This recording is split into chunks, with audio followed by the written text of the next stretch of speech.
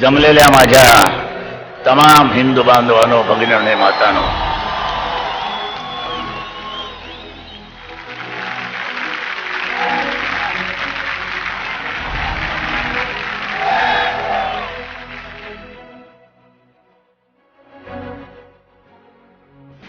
वडिलांनी मला जो एक मंत्र दिलाय, तुझ्याकडे जर आत्मबल असेल, कुठचा ग्रह कुठच्या घरात बसला याची पर्वा करू नकोस.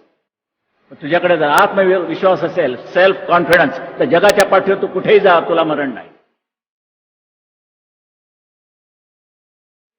जनतेला फसवणार असो तर या जनतेने हा भगवतच्या महानगरपालिकेवरती फडकवला नसता, तर त्यावेळेला मंत्रालयावरती सुद्धा फडकवला नसता. एवढी दूधखोळी समजू नका त्यांना. ती काही बावळट माणसं जमलेली नाहीत माझ्याकडे, जमलेली समोर मी तयार केले. त्यांच्या पाठीचा कणा ताट करायला शिवसेना कारणीभूत आहे, बाकी तुम्ही कोणी केलं नाही, उलट मोडला.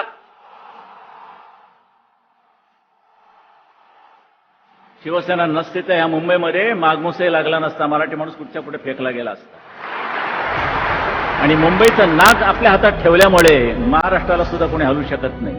ही तुमची शिवसेना आहे. माझे शब्द बंदुकीच्या गोळीसारखे असतात. गेली गोळी की गेली परत शोधत नाही कुठे पडली. तुम्ही तिचं कार्टीज गोळा करा, पण गोळी नाही मिळायची. मी शिवसेना प्रमुख जरूर, पण तुमची ताकद माझ्या बरोबर आहे म्हणून मी शिवसेना प्रमुख आहे. शिवसैनिक हा बाजूला करून मला शिवसेना प्रमुख म्हणून मिळवता येणार नाही. ही माझी भावना आहे, ती प्रत्येकानं जोपासली पाहिजे.